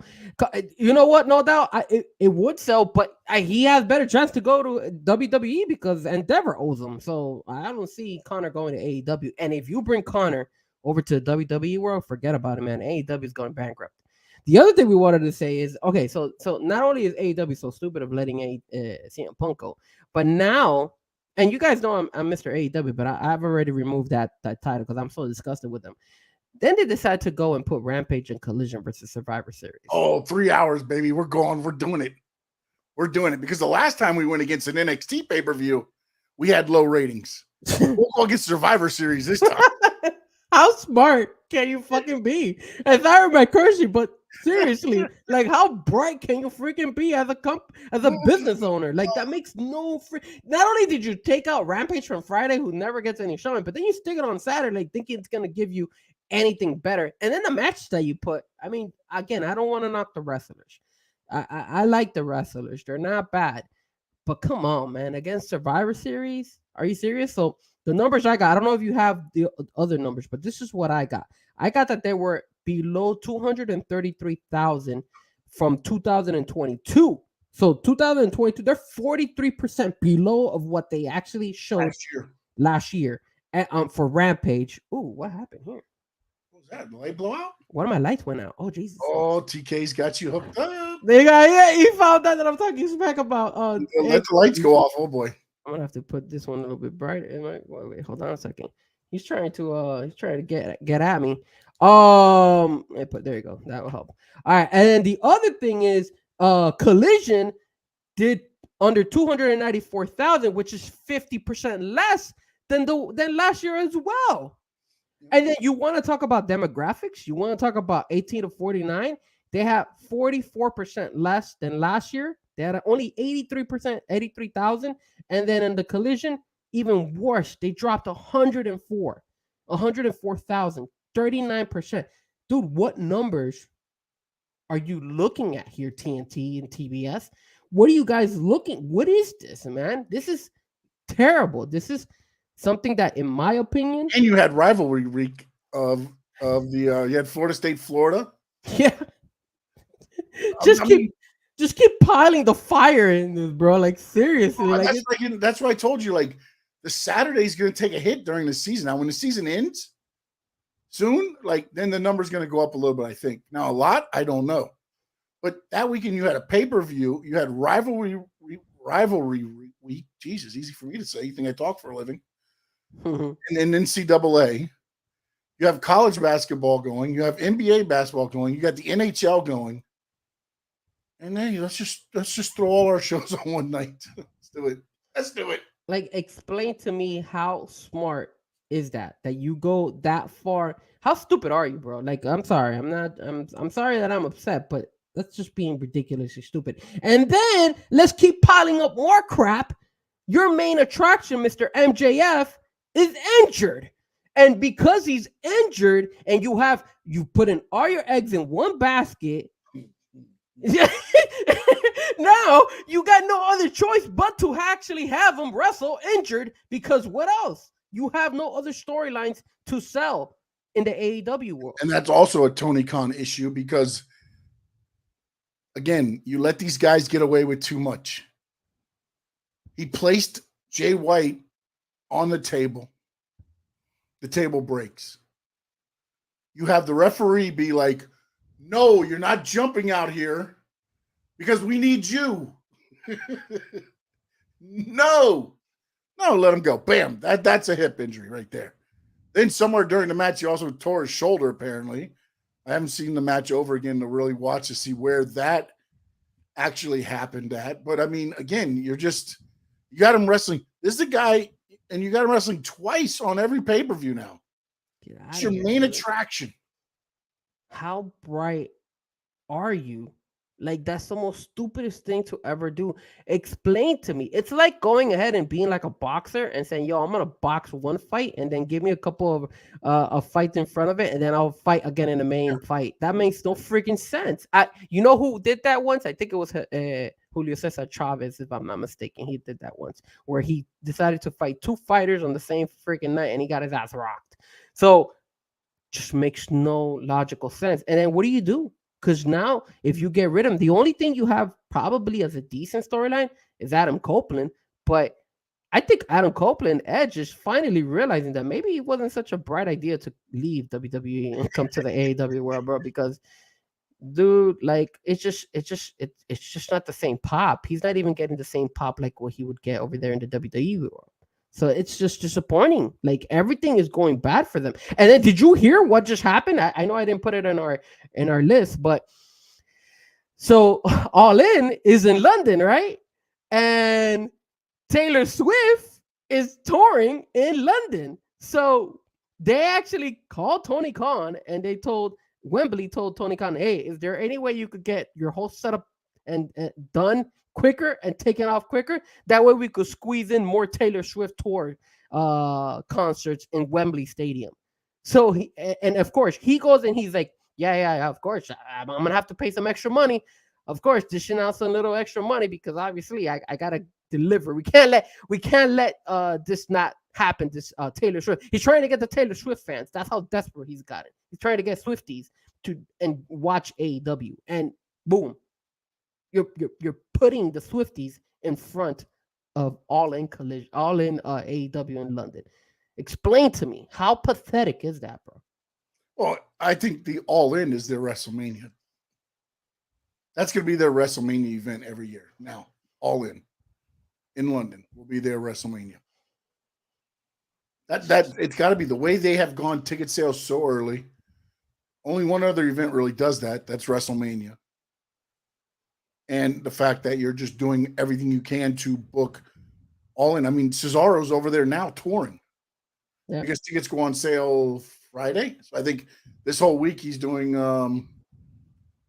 media, and then leading up to the tickets going on sale Friday. Like, so they're making this their WrestleMania. And what's sad is I think Tony Khan has understood that they're not going to get those crowds in the US. That's sad, bro. Although some of their pay-per-view crowds are their better crowds. In Vegas, when they do they're usually pretty good crowds. The pay-per-views usually draw well. Well, the Las Vegas one, the one that they have the checker, the little Yeah, the casino one. The Casino Royale thing. All out. That was all out. Like it's all in and all out. That one, bro, they were giving away tickets at like 10, 15 but that was also because you had Wembley Stadium, and then the next week was that one. So anybody that was a true diehard probably went to Wembley and couldn't afford that. Well, it's not like they lowered ticket. Remember, we were like, it would be smart of them to do like, if you buy one pay-per-view, you get the other one half off or something. Yeah, not even anything. No, it's $100 each. It's ridiculous, man. It's just bad business, man. It's terrible. Like I would look, man. How stupid can you get? And then let's keep piling up on excuse my language, on the shit train. But here comes QT Marshall saying, "Yo, I'm out. Deuces. No longer in AEW." The man who was in charge of incoming talent. He was a head trainer at I don't know if he's still a head trainer for. Yeah, he's still there, but that's Cody's school, so that's not. But you know that you know he wanted to do more wrestling, and they weren't going to allow that. Correct. And he took away a lot of his other stuff once Cody left, so he was really just kind of become one of the boys. That's kind of all he was. And the guy was head of talent, so he was bringing in talent. I mean, I know he brought a couple guys from the CCW world over to the AEW world to help him out. So now, like, who is in charge of all this stuff? Like, I thought QT Marshall did a very good job, and Cody actually went online. I think he tweeted saying, giving props to QT. And again, I get it. He wanted more of a wrestling role. He wanted his character to build up. But then here comes the issues. Here comes this guy, Powerhouse Hobbs. Now makes sense why he probably went with the Don Callis people. This guy, Johnny Nitro. Johnny TV. Johnny TV. What happened with him now? We haven't even seen him in a long time. Like you got all these like question marks of everything. It's like it's so sad. But it also shows you that they have no storylines for anything. They have not. I mean, if you can just let somebody just go and not worry about anything, like you gotta. I mean, you have a storyline for what? MJF, Adam Cole. Whoever they're working, Samoa Joe apparently's got one. But after that, what? Copeland and those guys. But after that, what? Everybody else is. I mean, the only one you could probably throw as a storyline is Ricky Stark and Big Bill. And that's I think Starks might be gone soon too, buddy. Look at that! It's so like, who else is out there? And you're not even using the women's division correctly, bro. I mean, I know Julia Hart just won, and I think that was a good idea. I like the fact that they're using the House of Black rules when Julia Hart fights. I like that. So that's good. But dude, that's not enough. You know, you're not gonna get, and then you got the same girls over and over. Willow Nightingale, Sky Blue. Nothing's changed, bro. And that's why I tell you, like, why wouldn't you bring Ronda Rousey? At least a brush of fresh air. Doesn't want to be there, but maybe because she knows that how shitty AEW's acting. They did the handshake deal when they did Rev Pro Wrestling. That match was going to end in a no contest, so that Tony Khan could bring them to Ring of Honor, so Ronda Rousey could wrestle on Ring of Honor against the same match. They ran it back. That was the handshake agreement. At Rev Pro, they get Athena to come there. And it was Athena and was it Allie or somebody, one of her friends or whatever, against Marina and Ronda. So Tony let them go there for that one to be a no contest because they hit Ronda with the belt, and then they would run it back at Ring of Honor on his stuff. It's so bad, man. It's just, and the problem is now too is that terrible. AEW is using the New Japan method. It's about the in-ring wrestling. And that works for that crowd because that's what that crowd's conditioned for in Japan. It doesn't work so well when you come to the US and we're used to sports entertainment. You know what I'm saying? Like it just feels different. For instance, when CM Punk's music hit, it sounded so much bigger there than it ever did in AEW, and it was probably no difference. Well, no, the production of it was better. It looked so much bigger, and by bigger, I mean, just like powerful. Like when you're watching it, it doesn't look like you're watching a video. With the AEW shows, sometimes it's like I could watch that on my phone. Like the cameras that they use, or so I don't know if it's a 4K camera or what it is, but it doesn't come across as well. And I get it. They want to learn, they want to grow on their in-ring competition, but then you've got to clean that up too. Because I watched this thing the other night and they're like, the same time CM Punk is being introduced to WWE Universe, they've got Dax taking on some guy, and the guy's like dropping Dax on his head and trying to do a hip toss. And it's like, like, you can't be doing that if you want to live on your in-ring talent. You can't be having as much misses as you do. Yeah. I mean, and I know that they're doing their best trying to do that Continental Classic tournament, but it just seems like you're reaching, man. That, you know what that reminds me of? It reminds me of like Bellator, and I know you guys are not big UFC fans, but or like mixed martial arts fans, but Bellator did the same. Well, they used to do this in UWF back in the days, but what you did was you got 3 points for a win, and then like 2 points for a submission back in the day, and then as it went, you kept the tally for a month. So, but I don't know how long they're going with this one, because it's just, I don't know. And again, it's also Tony Khan just trying to come. Again, I've got to be different. We can't just have a tournament. I've got to be different with the tournament. It's him trying to be different, but like, why rebuild the wheel that doesn't need to be rebuilt? And not only that, but you've seen these tournaments before. Like they always do the Owen Hart tournament as well. What's the biggest difference? Taking the two titles and putting them together to make one. Yeah, but remember, they're taking the New Japan Open, which was Eddie Kingston's, and they're taking is the International? No, that's Orange Cassidy, right? Moxley. Is it Moxley? No, it is Orange Cassidy, because Orange Cassidy beat Moxley. They're taking another title, I can't remember which one it is, and putting them together to the winner of this gets that. How many freaking titles are in AEW now? Like, I mean, they should do, just hand out belts as they come through the curtain. You're now the AEW strawweight champion. And you want to know what's the worst thing, bro? So I tape Collision, right? I didn't watch it because I was watching Survivor Series too. Look, I was DVR it, but I always delete it before I even watch it.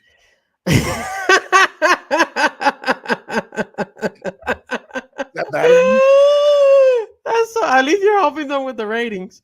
So there was a segment where you have Action Andretti and Darius Martin, and then TNT goes, and I don't know what happened.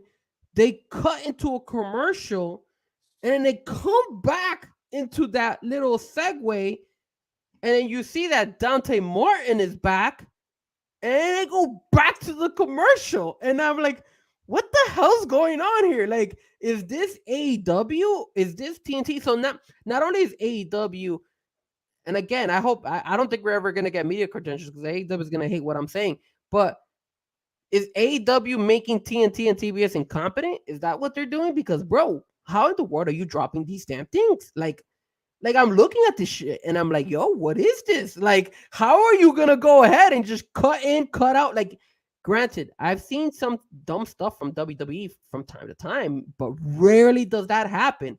You see that happen all the time in AEW. Like, how ridiculous is that, man? It's just, the production over there sucks. Everything over there is just bad right now. And there's only one person you can blame. Tony Khan. It's the only one. It's sad. Yeah, no. And the problem is, though, is you have your diehards who are still going to be like, AEW is still better than WWE. And maybe for what they like, maybe it is. Maybe it's the in-ring talent. People think the world of Kenny Omega and everything else. And I love Kenny Omega as a talent. But my issue with a lot of what happens in AEW is, like, you want the fans to only watch what goes on in the ring until you don't want them to watch what goes on in the ring. You know what I'm saying? If that makes sense. It's like, No, just like the wrestling in the ring. Don't worry about the stuff going backstage. But then you throw it backstage, and it's a clusterfuck. It's like, what the hell is going on? Every time there's a backstage segment, and I know in WWE they do it a lot too, but every once in a while you'll get a couple clean segments in the back where it's like, oh, I thought somebody was going to attack somebody. Yeah. And it doesn't happen. In AEW, every time they go backstage, somebody's getting laid out. Yeah. Somebody's getting a TV across their forehead. Yeah. You know what I'm saying? It just feels like, it's like, okay, who's jumping who now? You know, you're like, oh, we'll send it back to Renee Puckett. And it's like, oh boy, who's getting punched now? It's always a confrontation. And I get it that you're trying to pack 10 pounds into, 10 pounds of shit in a 5-pound bag, but let some stuff breathe, man. That's the one thing that I think WWE does better is they let stuff breathe. They let it work, whether good or bad. They let it breathe, and then they go, okay, that wasn't good. Let's fix it up somewhere else. Let's do something else. But they at least let it breathe so the fans can be like, I like that, or I didn't like that. Whereas AEW is like, we're on to the next thing before everybody can go, what the hell just happened? Wait, what just happened? Unless it's MJF or Copeland's thing, everything else is kind of like, okay, you guys are done. Get back to the back. You guys are done. Get back to the back. Get done. You don't have a chance for people to realize what the hell is going on. I watched AEW Dynamite the last Wednesday, and I had to rewatch it because I got lost through a couple things because I got up to walk away. And when I came back, I was like, oh, I must have missed just like one match. No, I missed like 3 things that happened in the backstage area because I got up to go get a drink of water. Because you played on the play and back in TV, everything. You can't go to a goddamn commercial break. Everything's got to be picture in picture. Oh, yeah, don't tell me about that crap. And I just looked it up. The belts that they combined was the one from New Japan, and it's not even the AEW belt. It's the Ring of Honor belt. The one, I think it's the one that Samoa Joe gave up, and that's what they're combining together. Oh, the TV title, and then the NJPW yeah. It's a Ring of Honor belt that they're doing. I don't know if it might be the Samoa Joe one title. But it is a Ring of Honor belt. So it's not even an AEW belt that they're even doing correctly. It's all over AEW. That's where I told you before too. It's like I mean, if you want AEW to be AEW, you can't have others. I mean, okay, no, it's not the Samoa Joe belt. It's the 2 belts that Eddie Kingston used to have. The Ring of Honor one. All the belts off Eddie Kingston, so now he has no belts. Exactly. That's what the Continental Classic is all about now. So they stripped Eddie Kingston of all his belts that now he has to fight in a tournament for. I guess that's what they did. I don't know, because this is so. I know that they're doing this. This man gave up bookings because he said, "I need to focus on being the Ring of Honor." No, because that'd be the Ring of Honor Heavyweight Championship. Is it the Ring of Honor Heavyweight Championship they're doing that too? I don't know, because I'm looking at the AEW webs. They're on Twitter, and their video shows Eddie Kingston holding both belts. What's it called? Continental? The Continental Classic, yes. And then you have him going ahead, and he's holding the Continental thing. It says week 1 of the AEW Continental Classic is in the books. Follow along with the action. Breaks down the matches. They're just talking about the matches and stuff. But it's the Ring of Honor one, and it says it's the one of Eddie Kingston holding the 2 belts, that New Japan one, and then the Ring of Honor one. I don't know, man. I don't know. Maybe you guys on the chat can let us know. Let us know in the chat if you know what belt it is. But it looks like it's the 2 belts from Eddie Kingston. I don't know if he's facing the winner. I don't even know who. I just, dude, there's so much crap going on with that stupid Continental thing that it's not even. I don't know, man. These brackets and stuff of AEW is so dumb. But so in the Gold League, okay, so the Gold League, Hey, so this is what it is. So Eddie Kingston is confirmed to be in it, and he announced that the winner of the tournament. It was also announced that the winner of the tournament would become the. Oh, I'm sorry. Hold on a minute. Where did I just see it at? Wait a minute. Eddie Kingston also announced his participation that he would be defending his Ring of Honor World Championship of sister promotion Ring of Honor and Strong Open Championship of partner promotion New Japan Pro Wrestling in all tournament matches, with the winner of the tournament holding all 3 championships and declared the first Triple Crown champion representing AEW, Ring of Honor, and New Japan Pro Wrestling. It was also revealed that the champion at the time of the next Continental Classic would automatically be entered into the tournament. So every year they're going to redo this title and give it to somebody else? I don't know, man. And then look what I'm going to share right now. This is from their actual site. This is their records already, right? And if Eddie Kingston is defending it, he already has a loss. He's 0-1. Like, what is lost it already? This makes no goddamn sense. That's why I stopped watching. Damn, what the hell's going on? I have like a mosquito in front of me. This is why I'm upset at John, the little gnat. Yeah, I don't know where the hell that came from. I mean, he's pulling all the strings. First, my life. By the way, Kentucky's running away with it. By the way. Oh no! Don't tell me that. Damn it. Anyways, yeah, you look at this, bro. What is this, man? Like these type of things is what frustrates me. Jay White, Jon Moxley, Swerve Strickland, Jay Lethal, Mark Briscoe, and Roosh have losses, and then you got Brody King, Claudio Castagnoli, Andrade, Bryan Danielson, Daniel Garcia, and Eddie Kingston. Why is Eddie Kingston even in this damn thing? I don't know, man. It's just so Brody King beat Eddie Kingston, huh? Yeah, he did on Collision, but nobody watched it. Therefore, it didn't happen. No titles changed hands. Nobody saw it. Nobody watched that. Nobody watched it. Yeah, it's just terrible, bro. It's really bad. It's and apparently, I guess tomorrow it's supposed to be, I believe, Bryan Danielson. I think Bryan Danielson is fighting tomorrow. It's Andrade. It's Andrade, and I think Bryan Danielson is commenting. I think he's gonna be the commentator or something like that. Bryan Danielson's wrestling and commentating? No, I think Bryan Danielson is. When I went to their site, I think it says that he's commentating. That's where I think I saw that. So wait, he hasn't had a match yet, though. I didn't even know he was fighting. I thought he was injured. Well, that's yeah, but they said he was going to be cleared to fight in this. So tomorrow's Dynamite is Mark Briscoe versus Roosh. Christian Cage is going to talk, of course. Jay White versus Swerve Strickland, and Jon Moxley versus Jay Lethal. And Bryan Danielson is going to be in the commentating. Oh, because he's Blue League. Blue League must be Collision. Gold League must be Dynamite then. Yeah, because they have Mark Briscoe and Roosh in the gold, and so is Jay and Swerve. Yeah, they're all. It's like a soccer tournament. You got to win 3 points, a loss, no points. Gotcha. I don't know about a draw though. I've never seen anybody have. I wonder if they have the draw. Because in UWF, it used to be a draw is 1 point for each. How could it be a draw? You have to have a winner and a loser. 20-minute time limit. No, it's a 20-minute time limit. Oh, that is a 20-minute time limit. You're right. For everyone's a 20-minute time limit. So it says 20-minute. There it is. 20-minute time limit. 3 points for a win, 1 point for a draw, and everyone is banned from ringside. Yeah, because they kicked all the guns out the other day. Wow. Well, I mean, who was it? Go back to that real quick. Bring that back up. It was it Jay White? I think Jay White did the low blow and cheated for the win over who did Jay White beat? Roosh, I think he beat Roosh.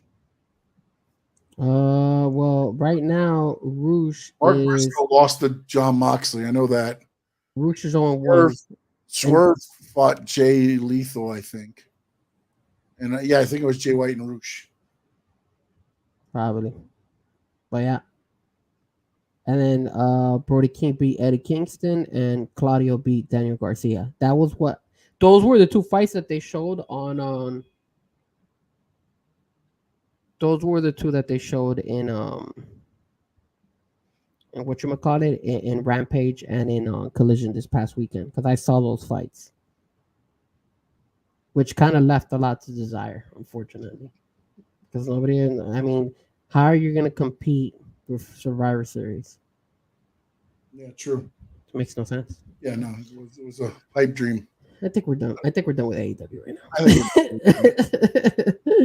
I think we are done. And I did watch WrestleCade a little bit this weekend. Okay. And basically, what WrestleCade is. Next year, I'm hoping to go to it. Problem is, it's during Thanksgiving weekend. They had the Hardys. The Hardys took on Rhino and Heath Slater. Jacob Fatu took on El Viking. A Vikingo? Yeah. Jacob Fatu. Okay. They went at it. Joey Janela took on Tajiri. Oh wow. It was pretty cool, man. It's like, a Look lot at of that. older guys and stuff like that. But it's a whole weekend of, going and getting autographs and networking and everything else like that. Yeah, he's right. That's what it is. It's a scoring Exactly. tournament. It's a soccer tournament, bro. That's what Tony Khan, Fulham. I can do it like Fulham. Terrible, bro. Can't do it. Hey, and the Jacksonville Jaguars are winners. Tony Khan, baby. Tony Khan. All right, my man. What else you got? I think we're done, man. I think we've covered most of the stuff for today. We're gonna end it a little bit. No, Today, we're it's not bad. Yeah, no, we actually went through it pretty quick. Probably what we need to do, because episode 2's out, buddy. Episode 2's out. As soon as this goes off, I will be tuning into Dolphins on Hard Knocks. So will I, and if you guys don't follow me, please do. Please help us out. Make sure you follow me at Frezko Music. Hit that like, subscribe. Yeah, also, if you're on Frankie's YouTube, make sure follow Frankie's. If you're on mine, follow this on mine, and then also go to Frankie's and follow his. And then if you're on Frankie's, come follow me. Yeah, let's help us out whenever you can. Don't forget to share. Don't forget to hit the like. Last time I did a live breaking of CM Punk that same Saturday night. I came on my YouTube channel and spoke about it. I hope to have you one of these days, Sean. Also, maybe you could come on to my show and then we could talk a little bit about the NXT world and also the segment for AEW. We just gotta coordinate if you're ever free on a Wednesday. But yeah, my show is also as well, guys. If you can, please support. We do every Wednesday from 8 o'clock. Sometimes we'll run about an hour or so, but we'll talk Dolphins, we'll talk Heat, we talk AEW, we talk NXT. And we're also talking about soccer, man. We're going to be talking about the Copa America, which is coming in next year. And they actually had the actual pods. So we know who's number one. The first 4 teams that are in pod number 1, the next 4 teams in pod number 2, because there's 4 pods. So we'll break that down even more next on tomorrow's show. But definitely, please subscribe, help out Sean, help me out, share with your friends, and again, man, thank you so much for the support. Hit that like button. It takes 2 seconds just to hit that like. We really, really, really appreciate it if you do. Yes, we will. Again, I am at Sean_Stanley 11 on all social media platforms, including TikTok, which I'm trying to get better at. That's the one I always forget. But I am at every social media platform at Sean_Stanley 11. If you go to my YouTube channel, it is Sports Talk with Sean Stanley. Hit the subscribe, get you notified. I'm going to start doing a thing I used to do, but I'm going to get more accurate. It's called The Morning After. It's the morning after NXT, the morning after AEW Dynamite. Get to sleep on it. You get to think about everything that went down, and then I discuss from there. So I'm going to be bringing those back up. They'll be going out early mornings, and maybe I might get Frankie involved in some of that too as well if he wants to get up early. But we'll discuss that as well. But there's a lot going on my YouTube channel as well as Frankie, so make sure you follow there every Wednesday as well, 8 o'clock. You learn something. I learned some soccer. I'm not going to lie. I learned some soccer there. Big. And then also, guys, in December, I will be in Pensacola for Christmas. So Roman Reigns, baby. Going to see your boy, huh? You know what? What about that? Maybe I run it. So I got to tell you something. I will. I definitely will. Now that CM Punk is in WWE, I will tell you this.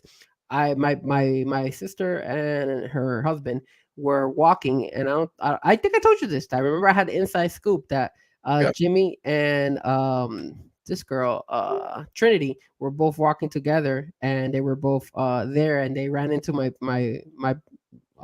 sister and her husband, and it was funny because like nobody recognized them because nobody in Pensacola probably knew who they were, but that's kind of funny. They recognized them immediately. They see them all the time and don't think about it because it's just one of those things.